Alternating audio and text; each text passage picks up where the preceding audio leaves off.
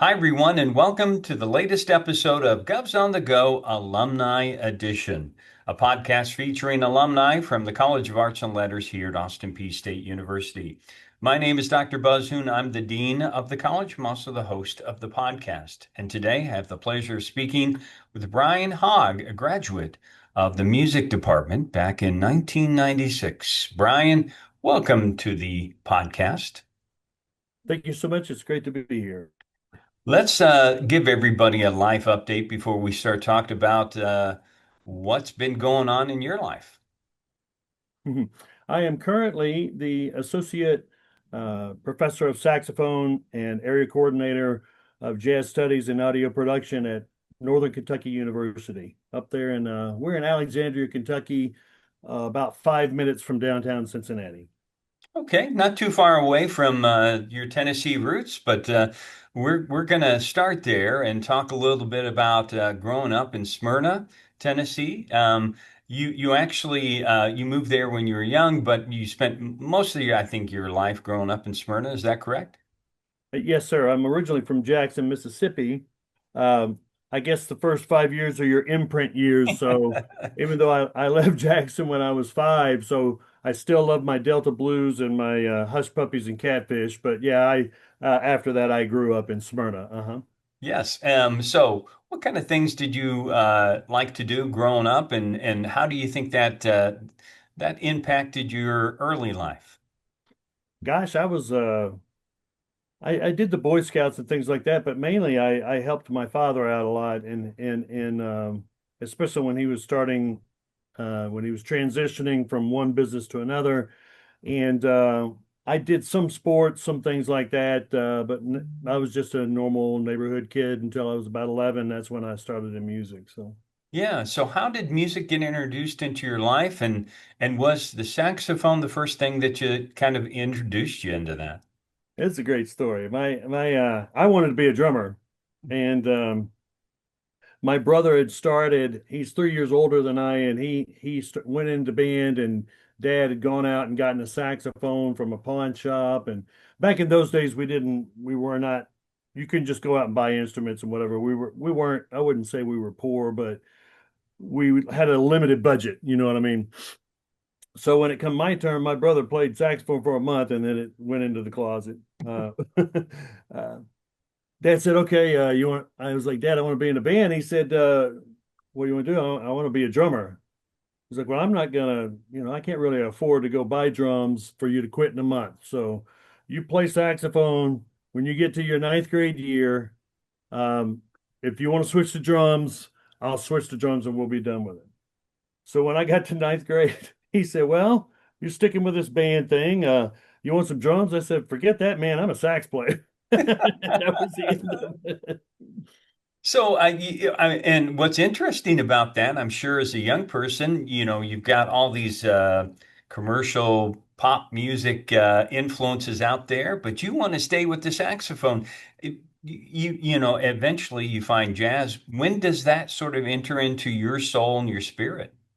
Wow, that was a long time actually. My passion for saxophone was embedded in me because my father was a big Boots Randolph and R&B saxophone, like King Curtis and all those guys, the Coasters and all those great Oh my. sax solos and stuff from Yeah. rock and roll days. So I had the bug, I guess, before. I still wanted to be a drummer. I don't know. I'm thankful to Dad every time that a gig is over and I'm walking off the bandstand and getting to my car rather than having to pack up all that junk. I'm very grateful to my father every day for that. But I stuck with the back in the 80s, the saxophone had a kind of a resurgence in popular music, so it was sexy again or whatever. Of course, I was I was trying to play all those very difficult things that my dad liked, um, and so yeah, I didn't come to jazz though till way later. It was I was in college. I had been kind of turned on by it, and some people had told me about it, but we didn't really have a jazz band in Laverne High School, and I didn't really have an out for it. My dad liked it, but he really liked R&B, and gosh, I got into college and was kind of interested in it and played around with it. I didn't really seriously start studying the art form until I was like 28 years old up here in Cincinnati. Holy So, cow. I didn't really lock in and in any kind of serious way because I didn't know what to do. I was just kind of winging it. Yeah. So you mentioned Laverne High School that you attended, and so you must have been in marching band, and at some point you must have thought, okay, I'm going to continue my studies here of music, or did you have a different idea? And how did you get to Austin Peay? Well, my father was coming into as I was getting older, he was coming into his real estate business. He had been gosh, he was a uh, uh, 7-Eleven manager when we first moved to town, and he had been an organ man and all these other things, trying to make a living. We were trying to get by, and he started painting houses 12 hours a day and all these things. He was doing all this work, and I was trying to help him, and you know and and finally when he started to come into his business, you know what I mean, and pursuing real estate and all those things, then my orientation or whatever changed. So I was working with him and working with him all the time, and just trying to. He was driven by the 90s was like the 80s was like this too. He was driven by making goals and planning goals. So music to me had been something, well, I was interested in it. I was working very hard at it, but I was not making it in my life. You know what I mean? Yeah. It was going to help me get into college, hopefully, and pay for college, so that I could get a business degree and go to work for my dad. That was his dream. And so music was kind of a means for me to afford to go to college, if that makes any sense. Sure. When I was 15, though, I said to myself, I said, if you're going to do this, then you need to, let's be real clear about what we're going to do. So I made a list of goals. If I was going to do music, if this is what I'm going to do, this is what I'm going to accomplish. And that's when I got serious about it. When I started at Austin Peay, I was actually a double major in music ed and business. The idea is that I would stay in music. It would supplement my income, help me afford college, but then I would go into business with dad, and music would kind of become a hobby at that point. I was the first one in my family to go to college, so that was the dream, you know what I mean? So music was something that was kind of it became my thing, but to be honest with you, it was a point of contention with my dad. Uh, I think deep down it hurt, it hurt him that his vision of what I was going to be with him and a business degree and all that. I don't know if I answered your question or not, if I'm making any sense at all, No, yeah. but yeah, that was the whole thing and that's part of the reason why I went to Austin Peay too is because of the business program there. Okay. So you come to Austin Peay, and I'm sure Mr. Bob Lee was I think the band director at the time. Did he recruit you? Was that part of the deal? He recruited me. Well, um, I was being in Smyrna. You're right there by MTSU, and everybody was like, "Oh, okay." Uh, uh, Tennessee Tech out in Cookville had a really good music program, but they didn't have a sax teacher, so I auditioned there. I auditioned at MTSU, and then I met Bob Lee. I think I was in one of his honor bands or saw him work with a band, and I was like, "Oh." So I went up and auditioned for them and met him. And yes, I they didn't have full-time saxophone teacher. They had a clarinet teacher there, Dr. Stephen Clark at the time, who recruited me as well as Bob Lee. And it really came down to this. And I'll just be blunt and obvious. I did spend a year at MTSU later on, but the gentleman that was talking to me was not the sax teacher, it was the band director at the time at MTSU. He just really did not talk to me with any kind of respect. Respect's not the right word. He just was like, well, take it or leave it. If you want the scholarship, fine. If not, fine. I don't care, whatever. And I said, well, I got a really nice offer from Austin Peay, but I, I I'd like to stay home and stay local. And he kind of blew me off. And Mr. Lee, on the other hand, was he said, I know this is a tough decision for you. I know you're right there. MTSU is a great school. We think that we think that your home here at Austin Peay would be a better fit for you. And he was right. But to be honest, part of that had to do with the fact that MTSU, they just were not very, like, I don't know how to put it. They just off-putting. They were Yeah. off-putting to me. Well, that sort of mentorship is important, and something I'm sure you've realized over the years as somebody that teaches in higher ed, how important it is for students to have that connection with somebody that is going to be their teacher. And so, I appreciate that they did not provide that at Middle Tennessee, and we did because you also helped. I mean, in a previous podcast interview, another person, Art Rangtip, who became one of your friends, said that you helped recruit him here because of the same thing. He was thinking about Middle Tennessee, had never really thought about Austin Peay, and it was because of you and your positive words about Austin Peay, and that helped to recruit him here as well. Yeah, Art's a very sweet guy. I've known him a long time.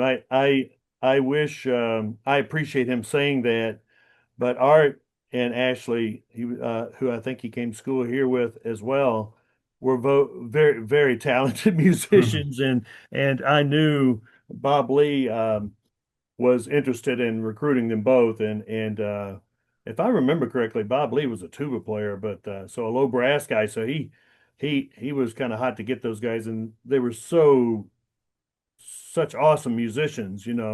I was thinking selfishly, to have great musicians at Austin Peay, but Bob Lee probably did a lot more than anybody else did on that situation.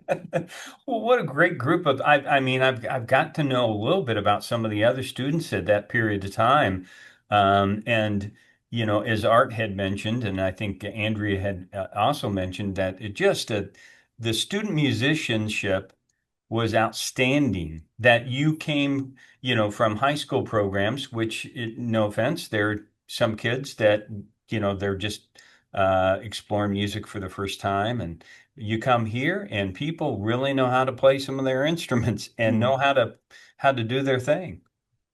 Mr. Lee knew how to put together a team. I think one of the Mr. Lee had a lot of really great qualities as an individual, as a recruiter, higher ed, the whole nine yards. He had a ton of just great insights on everything. And I just think he could spot good character, and he could spot people who were passionate, and he knew how to hone those things in young people. Those bands and the jazz bands back then and the instrumentalists we had, every section had all state players in it. And here we are, little Austin Peay and MTSU and UK, UT Knoxville and Memphis are all these big woo la la. Not in those days. I would have taken the Pepsi challenge against anybody in those days because Mr. Lee and Dr. Clark and the other faculty at the time, Mr. Steffen, had taken they took their recruitment very seriously, and not just in getting good players, but people who are passionate about what learning and getting better.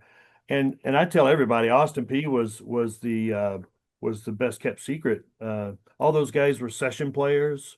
David Steinquest and Mr. Steffen, all those guys were session players and professional musicians in the Nashville scene. And nothing against MTSU or Tennessee Tech or any of those other schools. They're great schools. MTSU is a great school. Um, but at that time, I'd have been silly to go somewhere else. I really would have. It's just it was a diamond in the rough, you might want to call it, but all you had to do was just show up one day, hang out for a day, and you're like, okay, yeah, I see what's going on here. There's some serious playing, teaching, going on at Austin Peay, and it just, it was one of the best decisions I've ever made. So during that period of time, you must have had some realization that your musicianship has grown, and this is a real potential for you to follow. And the business part, which I certainly can Mhm. understand, and the opportunity to work with your dad, that sort of becomes secondary. The Well, it became a couple things started to come to light. I remember my first business course was a guy named I don't know if he was a doctor. I don't think so. Professor Schneider, and he was talking to us. He looked very, the plaid shirt and the protect. He looked more like a chemist than a business guy. And I remember the first class he was talking about how he had started this small trucking company and sold it and whatever. It was the Orange Schneider Trucking Company that you see, the orange. That was my business teacher, my first business teacher at Austin Peay. Okay. I was like, you're at a small state college in Clarksville, Tennessee, and you're probably one of the richest people I've ever even been near. I mean, he sold, God knows how much money he had. And I started to think, I said, okay, so why? And I was like, here's a businessman, made all blah, blah, blah. He's got all this money, you know what I mean? And here he is, he's teaching at the university level. Why? I mean, what is it? What am I missing here? Because to me, I'm like, well, in my heart, I'm like, I want to be a musician. This is what I want to do. Teach high school at that time, wasn't so sure, but I wanted to be a musician. And it dawned on me, you know what? If I want to be a good musician, you got to be a good businessman. You got to understand business if you're going to do this. Okay, good. With this degree, I don't have to have a business degree to go into work with, excuse me, my father. I can still, you know what I mean? So it started to kind of make sense to me, all because this one guy who was a multimillionaire who was teaching in a small state college in Tennessee, for whatever reason that was, to me it was okay, he followed his path, and now he wanted to do what he wanted to do, and that's share or teach at the collegiate level. I was like, oh, okay. So and what was cool about that is my dad smelled it. You know what I mean? He knew. He's like, oh no, this music thing and my son and no, this is. He just smelled it. He knew that it was no longer going to be the hobby and that it was going to be the career. And I think somewhere he struggled with that. He's from a small town in Paragould, Sure. Arkansas. Um, and I'm a musician. Oh my goodness, I'm, all this money and effort going into being a musician, with long hair and alcohol problems and blah blah blah. You know what I mean? He was freaking out. But anyway, I don't know. I'm probably getting off track here. I just knew from that moment that it might be important for me to go to seek my passion. You know what I mean? And to Yeah. do rather than try to, I had an interest in business. If you want to be a successful musician, you got to be a good businessman. I wanted to do what I wanted to do, uh, and money was not going to fulfill what I wanted. Because here's a guy who had made all this money, and his path was not to go make more money. His path was to just chill and teach college, and that must have been what he wanted to do on the inside. You see what I'm getting at? Is Yeah. that all the money in the world, just put that aside and do what you want to do and love what you're doing. I could have been wrong about him. I don't know, but that's the way I perceived his Yeah. life. So, Yeah. And sometimes you got to follow your spirit. You got to do what the spirit says. Let's talk about some other happy Austin P memories. You talk about being in the fraternity. mhm. how was that impactful for you? I was smart. I joined Kappa Sigma fraternity when I was 21. So I had been a freshman and sophomore and junior, you know what I mean? I'd been down that road. Yeah.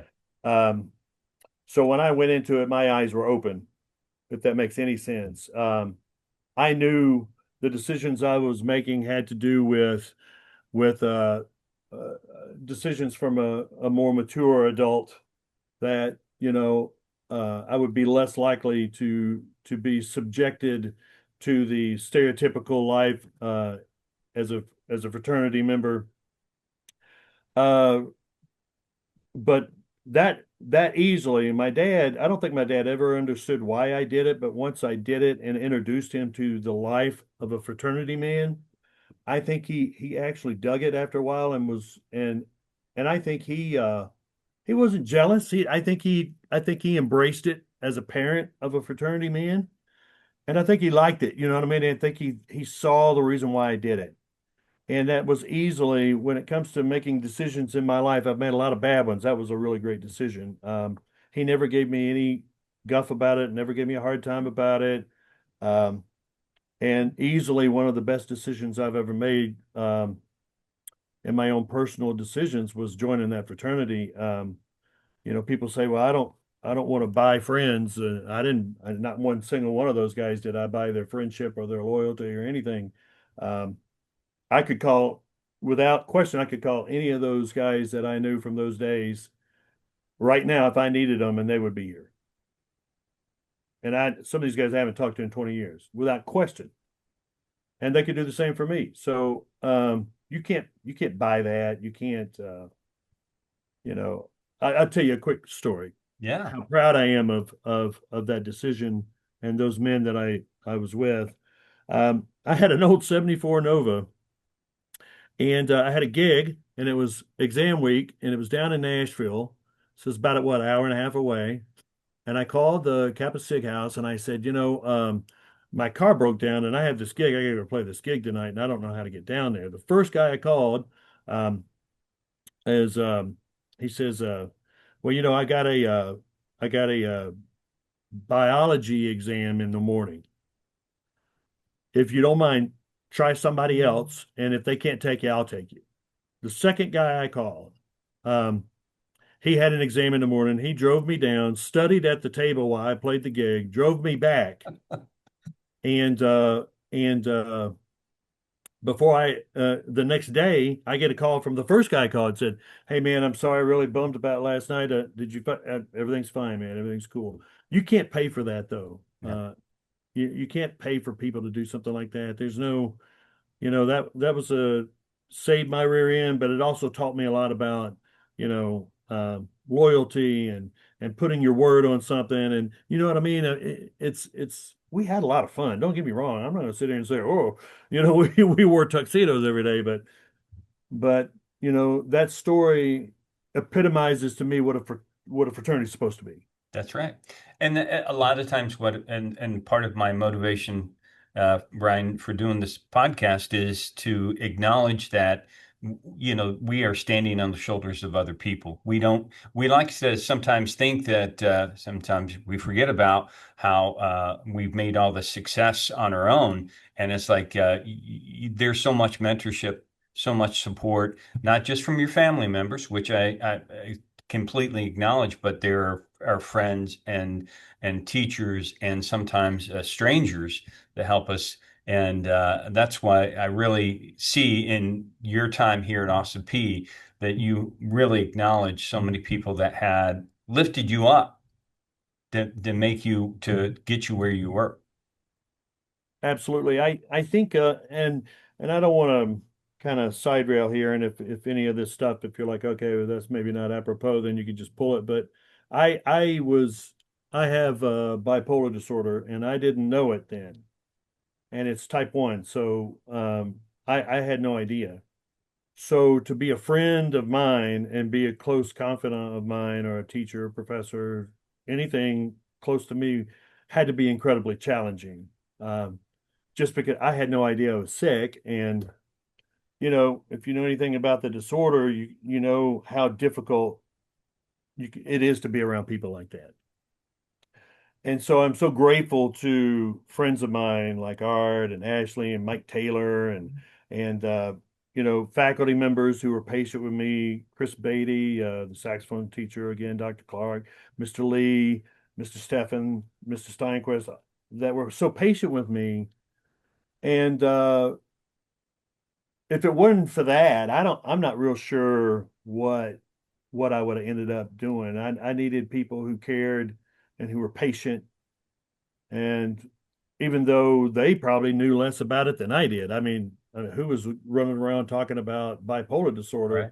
You know what I mean? So I'm really grateful to a lot of the people at Austin Peay, teachers and students that were really good to me in the face of some very difficult Brian Hogg. You know what I mean? So I am grateful for that. Yeah.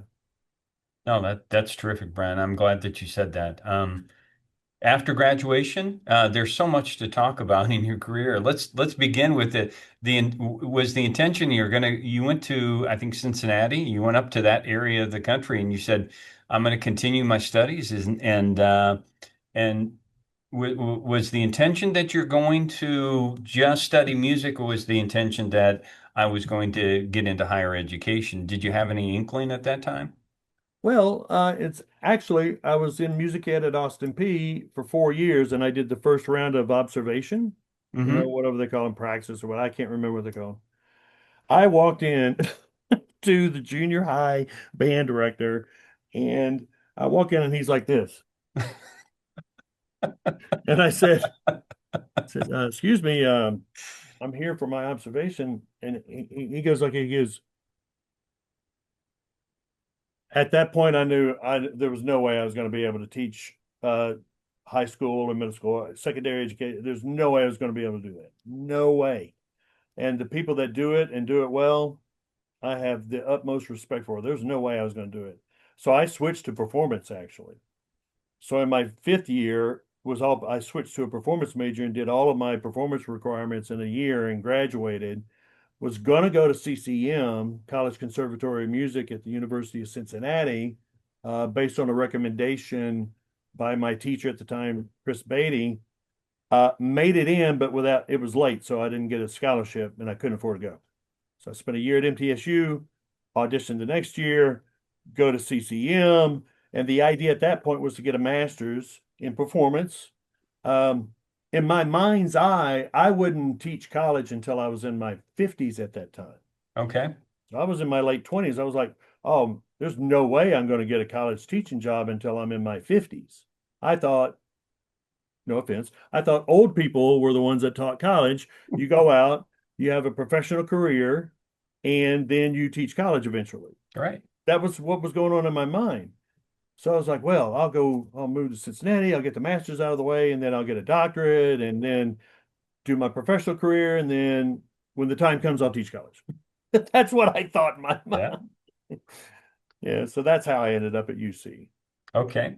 So the interesting part is that you really get into the life of being a professional musician. You start to, I think you talked about getting a gig to where you're was it on a cruise ship? I did that after I dropped out of school. Yes. Yeah. I So did. so then you just go headlong into that life. It was I start at the time UC did not have CCM did not have a master's in jazz studies. And again, I was a classical guy. My undergrad was in classical saxophone. So I hadn't really I've always been interested in jazz, but I was playing rock and roll gigs and classical saxophone. You know what I mean? At Yeah. Austin Hmm. Peay. The jazz gigs we were doing, we were just trying to figure it out. You know what I mean? And it was cool. And I don't know how much good jazz we were playing, but we were trying. But I wasn't really a student of the art form. I think it's different, you know. Um, and so when I got up here and started in the classical degree, I was surrounded by all these amazing young jazz players who had been immersed in jazz and the African American art form for their entire life. And here I was studying you know, powdered wig white people music from Europe. You know what I mean? Well, my bloodline is in the deep South, and my passion for music is surrounded by African American art music and African American popular music. And here I am studying stuff that's not really in my culture and in my heart, you know. And so I started to really try to study jazz at that time, but I was getting a classical major. And so I flunked out. But, you know, I don't pull punches with my students here or anybody, you know, the bipolar disorder or you know, the struggles I've had with this or flunking out of college or any. I'm an open book because I think I don't want anybody to look at me and says, "Oh, wow, you know, look at all this." And, you know, I'm not perfect, and nobody's perfect. I think though that if a student of mine struggling says, "Oh, you know, that guy knows what he's talking about because he struggled too, and he failed, and he picked himself up, and he went on and made it through without quitting," I can do the same thing. Does that That's make right. sense? So I flunked out.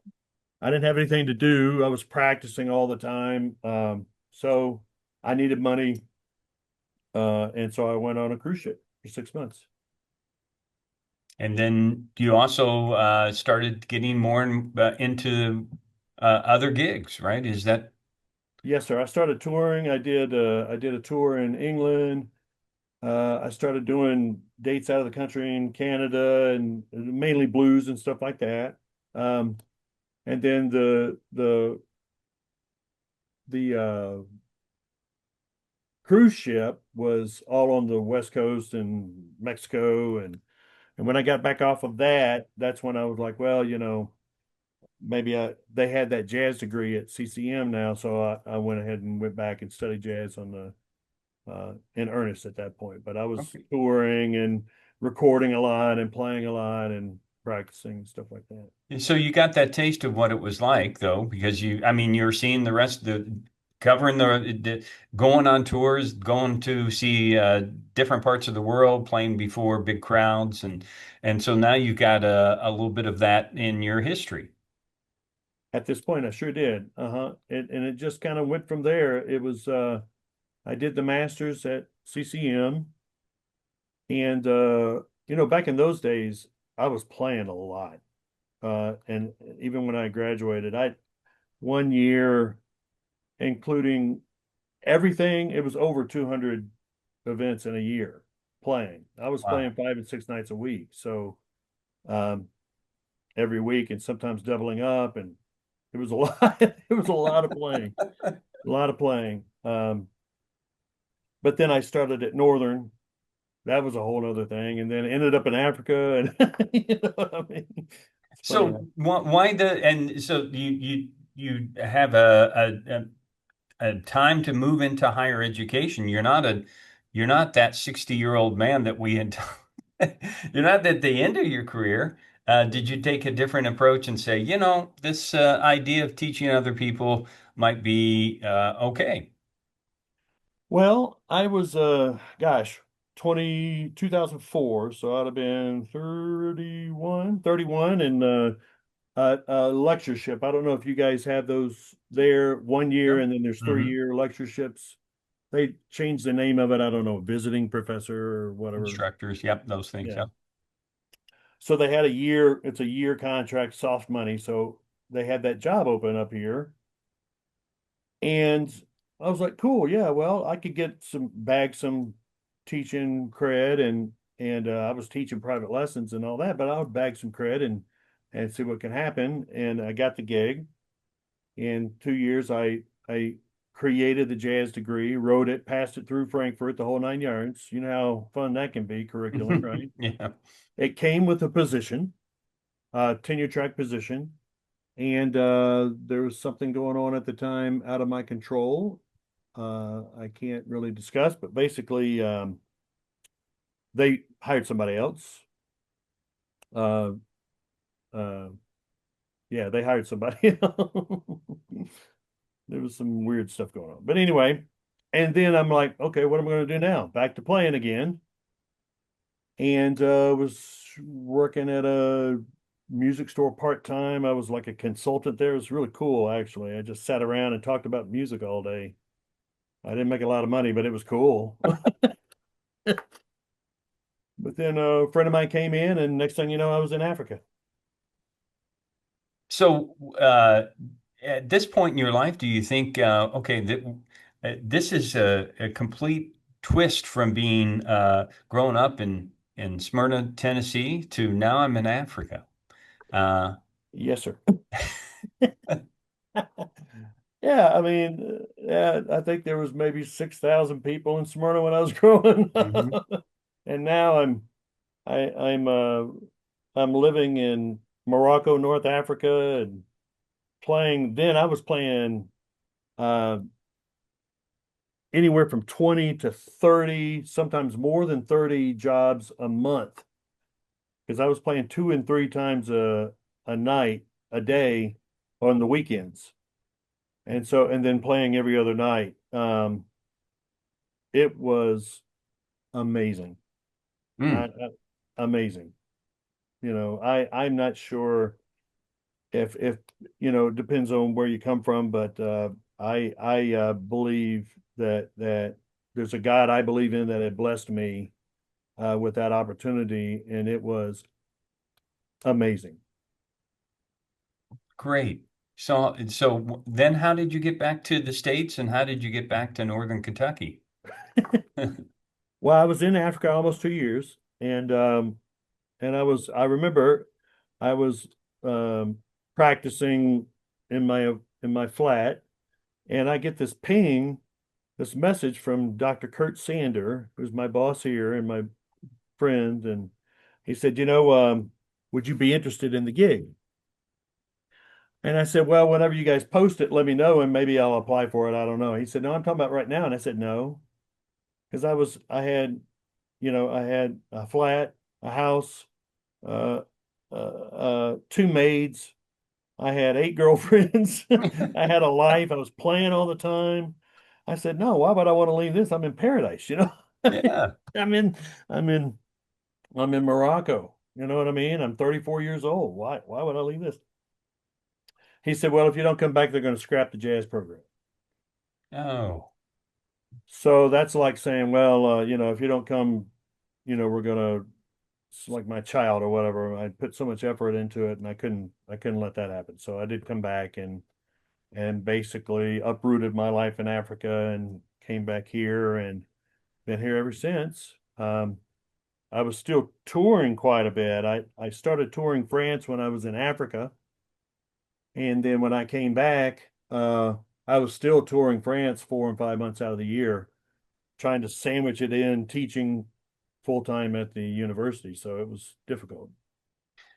among the things that events that happened within your life, you mentioned that you had a heart attack at Hmm. 41 years old. It Is that sure right? did. Surprise, surprise, right? It doesn't run in our family. It must be somewhere else in the hog line, heart disease and all that. It doesn't come until you're well into your 80s. But 41, sure enough, I think the survival rate was 10 or 15% um, survival rate of that particular heart attack. I drove myself to the hospital. Last thing you think is you're having a heart attack at 41. Right. I sure did. I drove myself to the hospital and they took me in and rushed me right into surgery. They said, you want to make any phone calls? And I said, no, no, no. I'll call my friend tomorrow to come pick me up. I'm pretty sure he's inebriated. uh, and they said, no, no, no. You might want to call some people and say goodbye if you have some people you want to say goodbye to. So that was interesting thing to do. And so called my parents, called my best friend, and called my girlfriend in France at the time, and I guess I just kind of put it in my mind that this was going to be it. Mm. So how does that change? How does that change one's life? And after surviving the heart attack, does it slow you down? Does it make you appreciate um, all the blessings that you've had up to that point? It should have. Again, here I am, it's 41. I still didn't know I had bipolar disorder.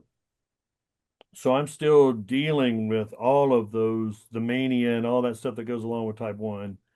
Um, and then the post, whatever it is, post the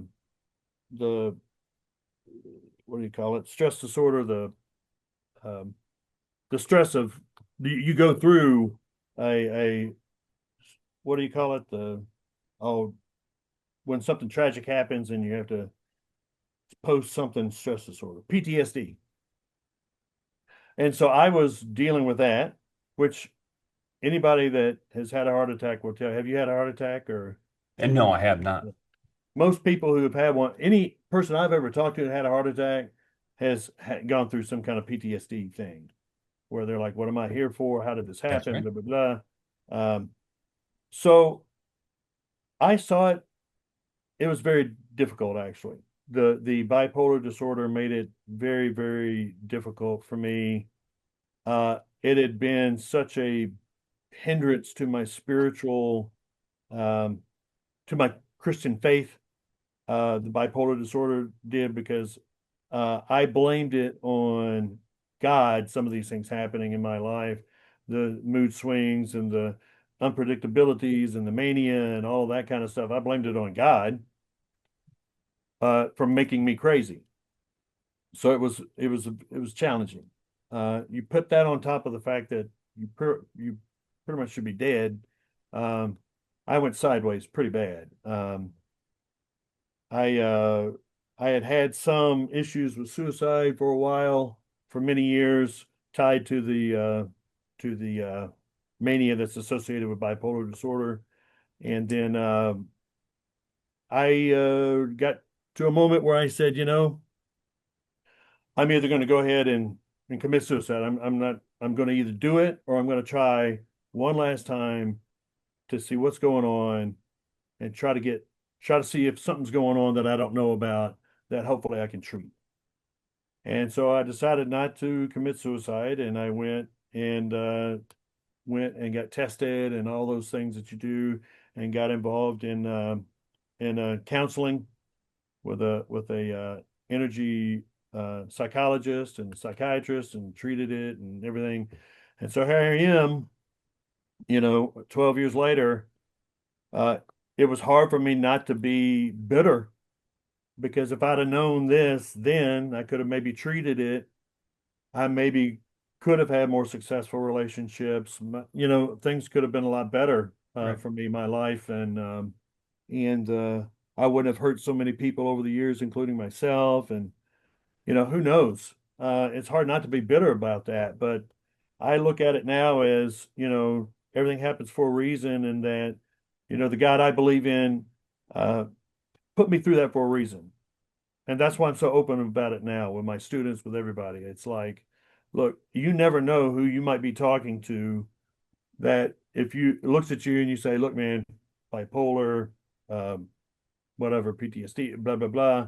I went through all this. That my message needs to be out there. I need to put the message out there in case somebody needs to hear it, Yes. that it's okay. You know what I mean? And so is it embarrassing? Sure, it's embarrassing. Is it do I feel does it do I feel somehow injured or whatever? I guess, but I don't mind talking about it because I think that's why God put me through it. That's right. Because he or she or however you look at God is put me through that because other people need someone like me that's open about it, that's going to help them or at least give them some guidance so they don't feel like they're alone. And I felt like I was alone most of my life. So, Yeah. Well, you're making a difference now because you're teaching saxophone, you're teaching jazz studies, you're teaching audio recording at Northern Kentucky, and you are now mentoring young people. You're helping to keep that joy that and love of music alive in their spirits. Is this a sort of a full circle moment? I mean, is this where you recognize also? How important that has been in your life. boy, that's I appreciate what you're saying. It's very sweet of you to put it that way. I kind of view myself as a as the instrument, the saxophone. because the saxophone now, everything's synthetic. I play synthetic reeds on it. There's nothing alive on the saxophone, nothing that's ever been living on the saxophone, right? So it's a hunk of metal and a hunk of synthetic material. And so I tell my students all the time, it's like, look, when you exhale, you're actually coming closer to death. You're dying. Every time you exhale, it's the process of you dying, coming closer to death. Well, in order for you to bring life to an instrument that's never had life, the saxophone, you have to die a little bit to bring life to it.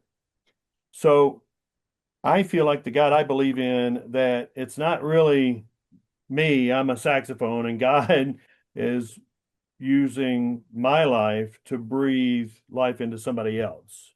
You know what I mean? That Mhm. I'd like to say, oh yeah, good for you, man, for hanging in there and helping these people out and mentoring these people, when really what I hope is happening is that the connection is coming through me, not because of me. Does that make sense? Yes, And so that the God I believe in is reaching people through me, not because of me. that's right. Yeah, So we're all because tools that way. Yep. exactly. That's the Yep. way I feel about it. I'm not, I hope you don't think I'm poo-pooing on your very sweet words. It's very kind of you to say that. But I feel like we should be available. You know what I mean? That's right. Because if I would have died, I wouldn't be available. You know what I mean? So the least I can do to be thankful is to be available, you know.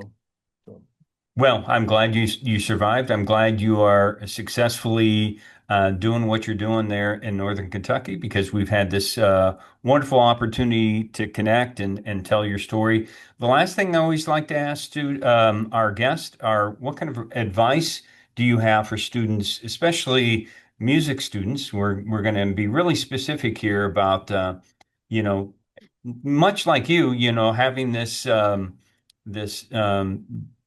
opportunity to either go in two different directions. Should I continue with music, or should I put it on the back burner and go into a different area? What kind of advice do you have for students? well, I think one of the best pieces of advice I ever got was from my father, and he said, "Son," he said, "the harder I work, the luckier I get." And that has always stuck with me. I Mm, I think it's so easy for all of us to get, oh, woe is me, what's going to happen? What am I going to do? And you sit around and you worry, worry, worry, worry, worry, and you don't do anything but worry, so nothing gets done. So you end up uh, fulfilling your own prophecy in that way. That the most important thing that I tell students, or would tell students, is you have to have a dream. You only get one shot at this. Even if you come back as a cockroach, you only get one shot at this life. In this perception of who you are, you've got a dream, dream big, and don't be afraid. Don't be afraid to dream big. And then you put that into action. You set yourself some goals down and you put it into action. And people are like, well, what about this? Or what if that? Or what if? Or what if? Blah, blah, blah, blah, blah. And it's like, look, you don't decide the path, you decide the end result. If the end result is to do this, like for example, one of my goals is I wanted to make a living, be self-sufficient as a musician. That's it. That was a goal of mine. So uh, now sometimes I had to write a choir piece, and one time it wasn't all playing saxophone, but it was all being a musician. You see what I'm getting at? yeah. So the pathway to for me sustaining my life as a musician might have been writing a choral piece this month, or you know, doing copy work this month or whatever, but the end result is there. Well, people are like, well, what happens if, I want to be the next whatever, the next great pop icon, John Legend or whatever. You can have that. That's a big dream. But I'm not talking about stuff like that. I'm talking about I wanted to I wanted to perform on a major um recording project. And what I meant by major was something that everybody would know, or 99% of the people out there would know. And I got to do that a couple times. And then I wanted to be in a movie, play on a movie soundtrack, and I've done that twice. Things like that is different than I want to win a Tony Award, or I want to win an Oscar, or I want to win a Grammy, or, those are two different kinds of things. Uh, so I don't know if that's being realistic or not, but you got to have dreams and you've got to go for it. Because if you don't, you're going to wake up and be bitter. You're going to kick your cat around the room. You're going to drink too much and you're going to hate your life. And because you didn't try. And people say, well, how do you know? How do you speak for such authority? I was there. I was on my deathbed. And people are like, well, what's going through your mind? I said, I was at complete peace. And I mean that. I was not scared. I was not frightened. I was not, oh man, I wish I would have done this, this, this, this. I should have done that. I should have said this, blah, blah, blah. Because I've always lived my life without regret and to do whatever it is so that when the time comes, I'm not gonna ask myself, why didn't I? You know what I mean? Or even why did I? You have to have dreams. You have to think big, dream big, and go out and do it. And don't have regrets. Because if you have regrets, that's why people are on their deathbed freaking out and crying and going crazy and all that kind of stuff. I don't think the God I believe in wanted me to be afraid when I was facing death. I don't think the God I believe in wanted me to be afraid. And I wasn't. I wasn't afraid. Um, I think the God that I believe in wanted me to feel exactly how I felt. And that's, you know what? I left it all on the table. It's all, what do they say in sports? I left it all on the field, you know what I mean? And it doesn't have to be perfect, but you just have to have the passion and the drive to do it. And then the other side of that, though, is like I said, the harder you work, the luckier you get. If you're not going to work hard, you might as well play the lottery. It's easier. You get to scratch stuff off. Well, I love your dad's saying. I'm gonna keep that in my little notes as well. I do appreciate it. Well, I am I was, there's things out of all of our control.